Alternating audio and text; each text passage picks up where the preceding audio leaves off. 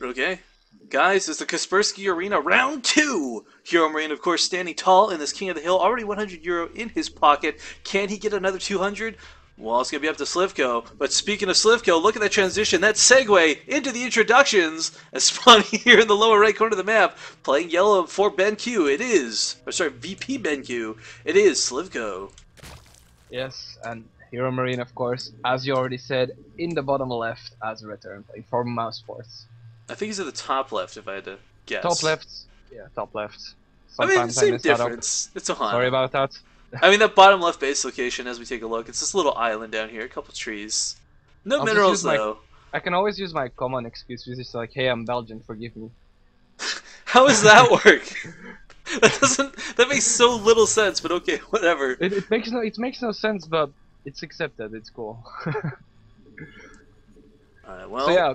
ZVT rather, slightly different matchup than the TVP for HeRoMaRinE. I don't know how his TVZ is in Heart of the Swarm. Again, I've cast HeRoMaRinE plenty of times on Wings of Liberty, but haven't had the pleasure in Heart of the Swarm just yet. Yeah.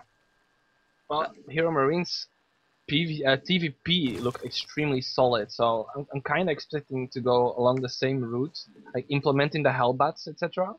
Well, I gotta tell you, I don't know if you caught any of the Zotac comp this past weekend, but a sort of locally known hero is known as Fraz. You know, I saw him do it versus a couple players leading up to the qualifiers. I'll describe what I'm talking about in a second, guys. I saw him do this up to a couple times to players prior to the quarterfinals. I was like, okay, you know, he took out some scrubby random Zergs who are nobodies doing this particular strategy. Whatever, nothing to like really think about. But then he came up against Tefl. Dignitas freaking Tefl. One of the better Zergs I know, and he absolutely ravaged him with small amounts of Hellions. I saw that game actually. Yeah, you know what I'm talking about? He just had 2 Hellions kill like, I don't know, 12, 13 work or something stupid, then come in with round 2 and clean it up again and again and again. I feel like, despite the fact that Zerg players are used to having 3, 4, sometimes 5 queens on the field, they still struggle at dealing with Hellion aggression. Yeah. Well, it all depends. I feel Hellion aggression relies so much on the Terran's control and how the Zerg positions the queens. Do you see Hellion aggression like really viable on Ohana? With the if he gets Here's like the 4 thing queens about on the Ohana. Here's the thing about Ohana. This map is broken and I hate it. And it's really good for all-ins of every race. So, if he gets the queens in the double evolution chamber on the ramp, he can hold that off, but you've always got that second hole with the rocks you gotta look out for. Yeah. Yeah, but how long does it take for Hellions to take those rocks out? Quite a bit of time, I know, but still, it's another opening. And Hellions are always volatile, whether it's the early game or the late game. You never want Hellions slipping into your mineral lines, ever. Yeah, of course. But, so you don't like Ohana, you don't like Newkirk, what map do you actually like? None of them, I don't even play StarCraft. I I just play Squadron TD and Nexus Wars. Those are good maps.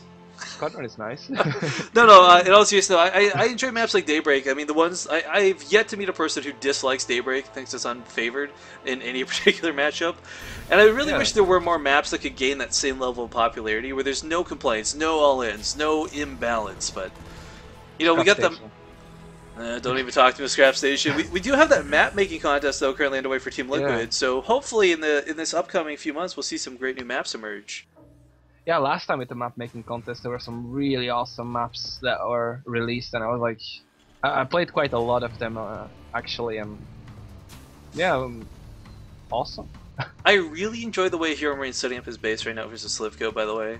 He did command center first on the high ground and walled off with the barracks to be extra safe against early Zergling aggression.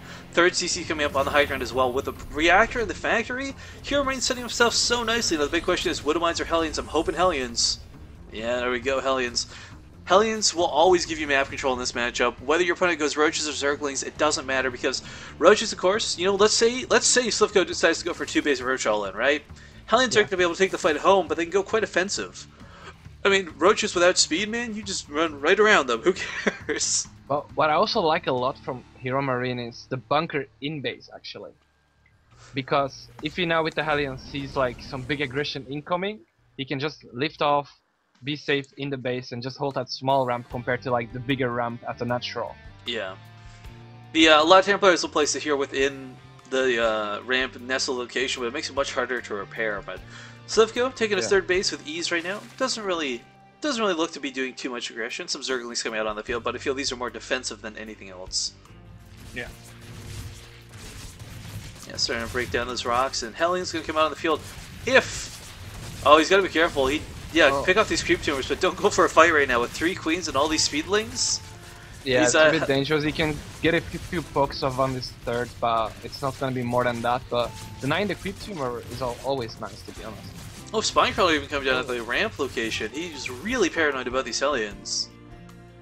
Yeah, it can never be too safe, and it's just one spine. He might need it later anyway, so... I'm a little shy if you don't have the evolution chambers coming up on that ramp, though. Normally you'll see the double evolution chambers on the left and the right of the ramp to create a giant choke for the Hellions to have to funnel through, but with the rocks... Definitely after seeing the 2 additional Hellions joining up. Yeah, this could get a little...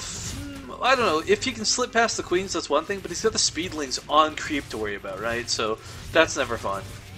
And the Spinecrawler has finished up, so he should be quite alright against these 5 Hellions if they intend to do something, but they're mainly there to deny the creep tumor from advancing too far into the You know how sometimes you'll see that odd, like, diamond or silver level player do something absolutely hilarious that sticks in your mind forever? Hmm? I saw a Zerg player and a Terran player. I was watching a friend stream, new to StarCraft. They're both in about Platinum, I think. And they did that thing like, oh, we're going to be super pro. I know where the creep tumor is. I'm going to attack my Hellions to make the splash damage hit the creep tumor. And not only was he missing the creep tumor, but he kept rotating the Hellions out. So he had 5 Hellions that were all in the red.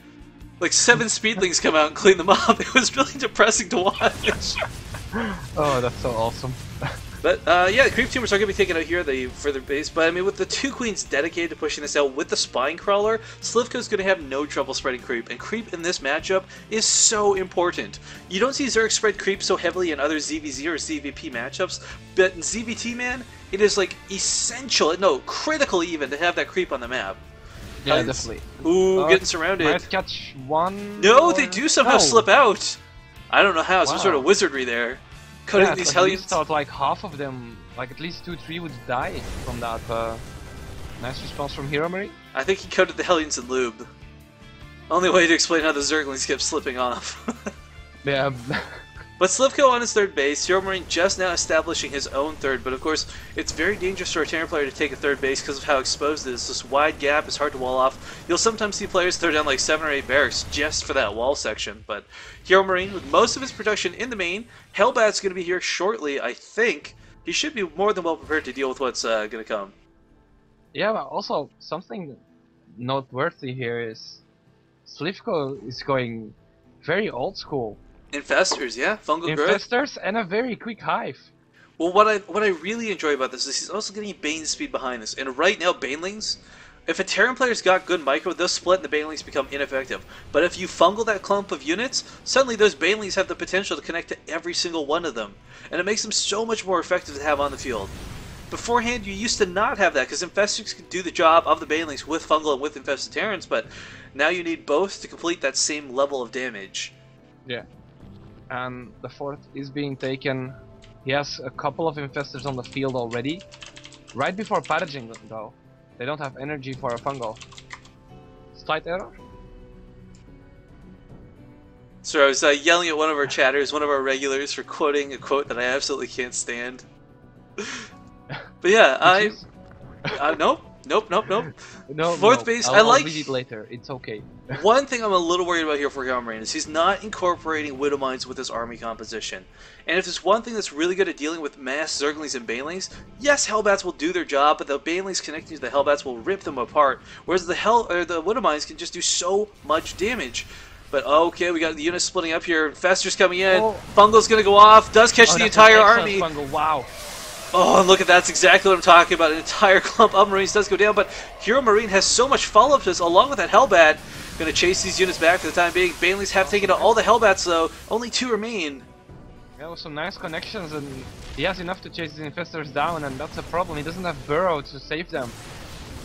No, well, while Slivko enough damage, what remains is enough to deal with Slivko. Look at the Hellbats, just shredding the Zerglings to bits. The freaking Medevacs picking up here, actually a great choice, but if you can fungal these Medevacs, that would be huge. Oh, he missed it just. The speed boost saving our Terran player over there.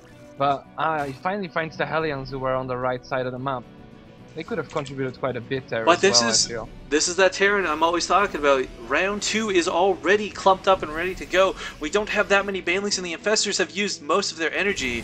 That critical fungal wiped out HeRoMaRinE the first time. It's not going to be available for round 2. He'll have to rely purely on speed and basically catching him in a bad position. Nice surround here out of Slivko, though, connecting to most of these very units. Nice flank, but is it enough?